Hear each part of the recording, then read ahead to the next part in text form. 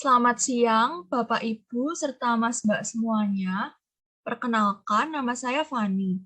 Saya merupakan salah satu anggota tim KKN PPM UGM Minggir tahun 2021. Pada kesempatan kali ini, saya ingin memberikan sedikit sosialisasi mengenai materi Minapadi yang telah disusun oleh Subunit 1 seperti itu. Kemudian untuk versi lebih lengkapnya, Bapak Ibu serta Mas Mbak dapat membaca di output masing-masing anggota subunit 1 dalam bentuk booklet seperti itu. Dan kami berharap sosialisasi ini dapat memberikan tambahan informasi bagi Bapak Ibu serta Mas Mbak terkait sistem Minapadi yang dapat diterapkan di Kecamatan Minggir, lebih tepatnya lagi di Desa Sendang Arum. Selamat menyaksikan.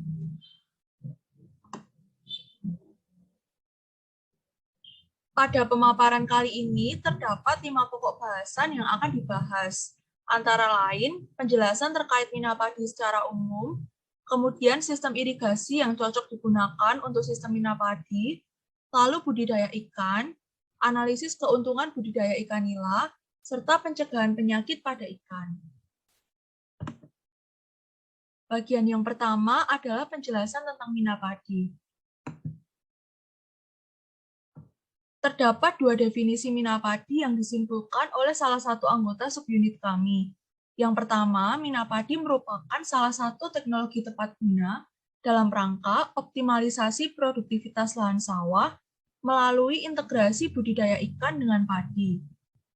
Lalu, definisi Minapadi yang kedua yaitu sistem pemeliharaan ikan yang dilakukan bersama padi di sawah yang dapat dipadukan dengan budidaya ikan mas, gurame, nila, dan juga lele. Sebetulnya terdapat banyak sekali keuntungan yang dapat diperoleh apabila menerapkan sistem Minapadi. Namun di sini kami hanya menuliskan 3 keuntungan di antaranya, yaitu mengendalikan hama secara terpadu, meningkatkan produktivitas lahan, serta mengefisiensi penggunaan air dan pupuk di lahan. Kemudian untuk jenis ikan bagi budidaya Minapadi terdapat 4 jenis. Ada ikan nila, ada ikan mas, ikan gurame, serta ikan lele. Nah, untuk jenis spesifiknya ikan nila sendiri terdapat nila gesit, gift, dan juga merah. Untuk ikan mas terdapat ikan mas Majalaya dan juga ikan mas koi. Lalu untuk ikan gurame ada gurame soang dan gurame padang. Untuk ikan lele ada lele sangkuriang, lele dumbo, lele mutiara, dan juga lele piton. Kemudian bagian yang kedua akan membahas tentang sistem irigasi untuk sistem Minapadi. Seperti yang sudah kita semua ketahui, air merupakan salah satu komponen yang sangat penting pada proses pertanian. Air sendiri memerlukan sebuah sistem irigasi untuk mengalirkannya. Nah, irigasi sendiri berfungsi untuk mendukung produktivitas usaha tani guna meningkatkan produksi pertanian.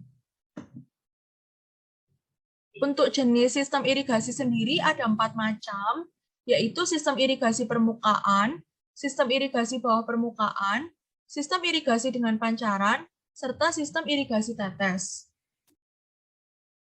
Pada bahasan kali ini, saya hanya akan membahas tentang sistem irigasi permukaan.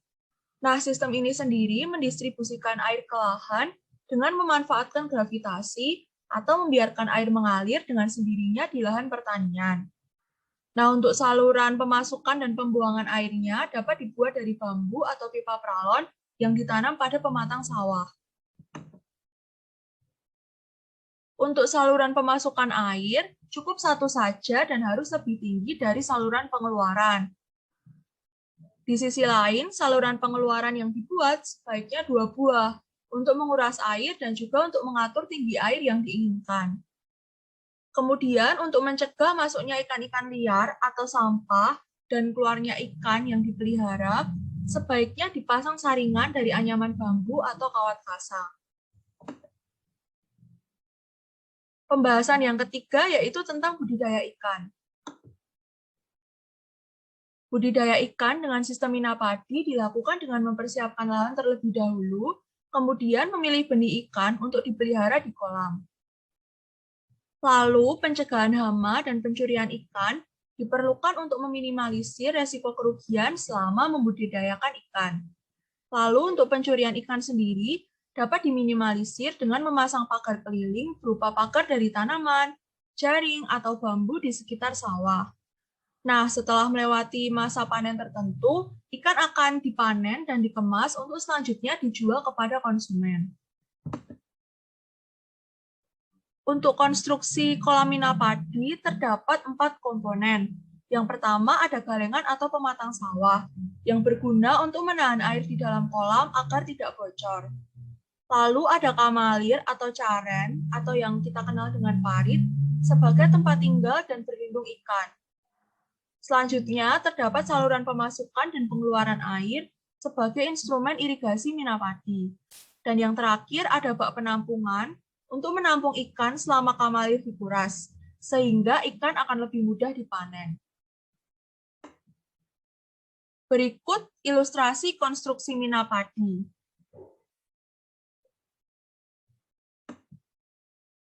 Kemudian untuk sistem pemeliharaan ikan pada minapadi sendiri terdapat 3 macam. Terdapat sistem penyelang, sistem tumpang sari, dan juga sistem palawija. Selanjutnya, kami juga sudah menuliskan hama pada ikan yang lazim ditemui. Antara lain yuyu dan atau kepiting, ular dan belut, ikan gabus, burung, serta linsang atau sero. Berikut juga kami tuliskan 5 cara mencegah hama. Yang pertama, memasang pagar berupa jaring di sekeliling galengan.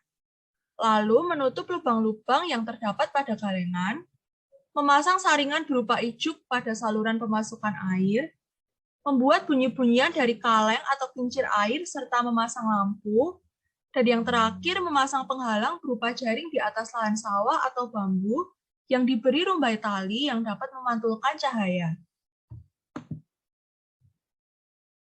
Kemudian kita akan masuk ke bagian pemanenan dan pengemasan ikan. Nah, untuk pemanenan dan pengemasan ikan sendiri dilakukan dengan mengeringkan atau menguras kamalir atau caren hingga air yang tersisa hanya ada di bak penampungan. Ikan dapat ditangkap menggunakan jaring. Kemudian ikan yang sudah ditangkap ditempatkan di tempat penampungan yang berisi air bersih. Pengemasan hasil panen dapat dilakukan saat ikan dalam keadaan hidup maupun mati. Dalam keadaan hidup dapat dilakukan dengan menurunkan suhu air. Di sisi lain, dalam keadaan mati dapat dilakukan dengan membersihkan ikan terlebih dahulu, ditempatkan di wadah, kemudian dicampur dengan es curah. Yang terakhir, ikan dapat dikemas di dalam kantong plastik dan diangkut untuk kemudian dijual di pasar atau di tempat lain. Bagian keempat terkait analisis keuntungan budidaya ikan nila. Seperti yang dapat dilihat pada layar, berikut kami sudah menuliskan rincian bahan apa saja yang digunakan dalam melakukan sistem minapadi, beserta unit, jumlah, dan harga per unitnya. Di sini untuk penerimaan atau total hasil produksi secara gambaran umumnya sekitar 45 juta. Kemudian total pengeluarannya sekitar 19 juta. Dan keuntungannya sekitar 25.500.000 rupiah. Bagian yang terakhir yaitu pencegahan penyakit pada ikan. Berikut contoh buklet yang sudah disusun oleh salah satu anggota subunit kami. Untuk jenis penyakit pada ikan sendiri terdapat 2 jenis, yaitu jenis penyakit yang non-infeksius atau tidak menginfeksi, serta jenis penyakit yang infeksius seperti penyakit jamur, parasistik, bakterial, dan juga viral. Lalu cara mencegah penyakit pada ikan terdapat banyak sekali dan kami menuliskan beberapa di antaranya. Antara lain meningkatkan aerasi pada kolam ikan, melakukan monitoring atau pemantauan kualitas air kolam, rutin melakukan pergantian air baru, memberikan pakan yang berkualitas, memberikan unsur imunostimulan seperti vitamin C pada pakan ikan, mengurangi jumlah pakan atau bahan organik yang terbuang, tidak menebar benih ikan terlalu padat, menghindari faktor penyebab stres ikan, serta melakukan vaksinasi rutin untuk ikan yang dibudidayakan. Berikut referensi yang kami gunakan dalam menuliskan materi terkait Minapadi.